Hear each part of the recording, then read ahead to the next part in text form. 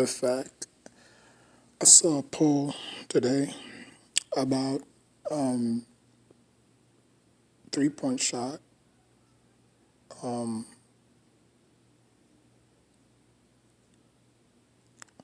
like you had Larry Bird, Ray Allen, Reggie Miller, Curry.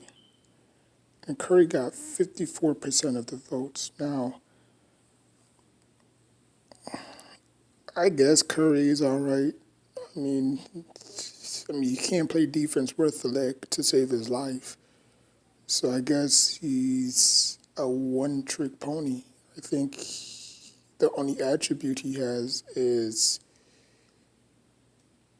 he could play off the ball a little bit, and he's a very good three-point shooter. Now, he did fall in the playoffs. That he did fold. I remember a shot. It was like under 2 minutes to go. Oh, no, it was like a minute and some change to go. He had Tristan Thompson on him. And, he pulled back. He did a little, crossover or whatever. And he shot it. And it barely grazed the rim. I mean, it grazed the rim, but it missed. And, Tristan Thompson did a good job of trying to, contain him and lock him down. None of those guys had that, you know? Like, Bird was automatic. Reggie Miller, Ray Allen, like, they didn't have to go through that.